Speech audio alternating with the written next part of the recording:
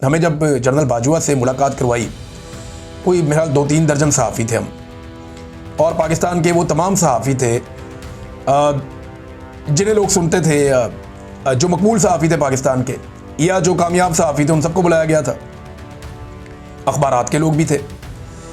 तो उसमें ना 2-3 लोगों ने बड़े सख्त सवालात किए थे। एक आरिफ हमीद भट्टी साहब ने सवाल किया था, गालिबन एक हामिद मीर साहब ने, नसीम सारा साहिबा ने, और एक सवाल मेरा जो है ना वो बड़ा चुभ गया था जनरल बाजवा साहब को। 2 सवाल मेरे चुभ गए थे। एक तो मैंने उनसे कहा था कि 70 साल आपने हमें कहा कि हम कश्मीर की आज़ादी का चूरन बेचें, और आप हमें कह रहे हैं कि कश्मीर को भूल जाओ और भारत के साथ तल्लक बना लो। तो बाजवा साहब ये तो नहीं होना।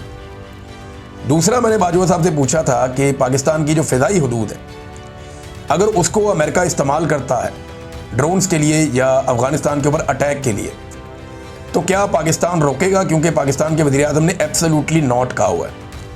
तो इस पे जनाब बाजवा साहब का बीटर बड़ा घूम गया था और बड़ी अजीब तरीके से उन्होंने बात की थी कि उनके तैयारे इतना ऊंचा उड़ते हैं, इतने 1000 फुट की बुलंदी पे वो जाते हैं, तो हम जनाब हमारी टेक्नोलॉजी आप देखें उनकी। तो इस तरह ना एक हारा हुआ जर्नैल इंडिया के मामलात में वो यही कह रहे थे कि जनाब हम उनसे नहीं लड़ सकते। फिर वो अभी देखें ना इंडिया को कितना ठोका पाकिस्तान ने, तो वो कह रहे थे जी हम उनके साथ भी नहीं लड़ सकते। तो ये मामला आते हैं, वो बड़ी अजीब अजीब बातें जनरल बाजवा कर रहे थे। फ़लस्तीन और इसराइल के बारे में अक्सर वो सहाफ़ियों से कहते थे कि इस पे ऊपर डिस्कशन करो कि इसराइल को क्यों ना तस्लीम किया जाए। आप इस पे डिस्कशन तो करें, लोगों के सामने बात तो रखें। तो ये आज हफीजुल्लाह नियाज़ी साहब ने बड़ा खुल कर कह दिया कि अमेरिका का प्लांटेड आदमी था और CIA का एजेंट था जनरल बाजवा। अब देखना ये है कि ये जो अभी जर्नैल हैं, जब ये रिटायर होंगे तो इनके बारे में फिर मुस्तकबिल में हमें क्या पता चलता है। बड़ा